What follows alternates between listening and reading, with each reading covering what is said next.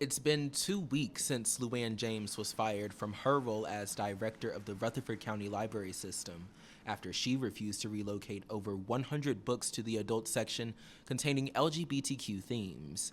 James's lawyer says she's having a tough time. She's not doing that well. She's worn out, stressed out, and very concerned about what she's going to do next. Chuck Mangelsdorf is the attorney representing James. He says the former director moved to Middle Tennessee for that position with the intent to retire here. Now, in hindsight, James doesn't regret her decision. She doesn't regret her decision at all.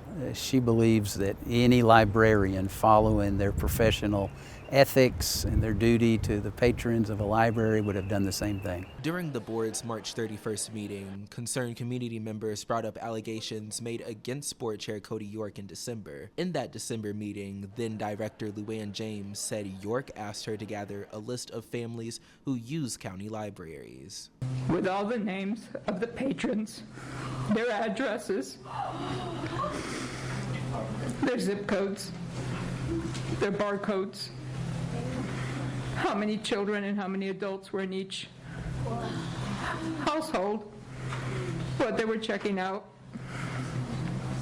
I did not do it. Now, James and her attorney believe that the firing was in retaliation for not only these allegations, but her refusing to relocate the books. Now, the library system is without a director. And I was able to get my hands on a copy of the library system's policy and bylaws, and in the nearly 10 pages that discuss the roles and function of the board, there's very little that talks about the search process. In the document, it says that the board is responsible for creating job requirements, hiring a director once a national or regional search is conducted.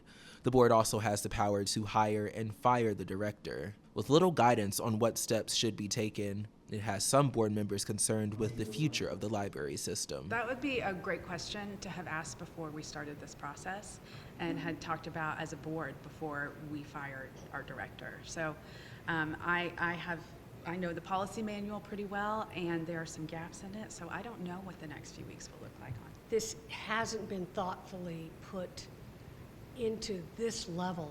You know, there should have been a lot of discussions. That's why the executive committee of the library board got together last Monday to talk about hiring an interim director. The board says they don't want the interim to make big changes to the library.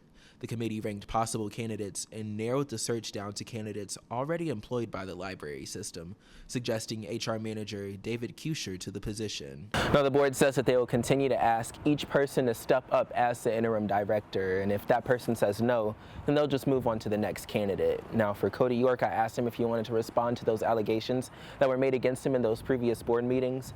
He declined to comment. Reporting in Murfreesboro, Noah Sershin, Middle Tennessee News.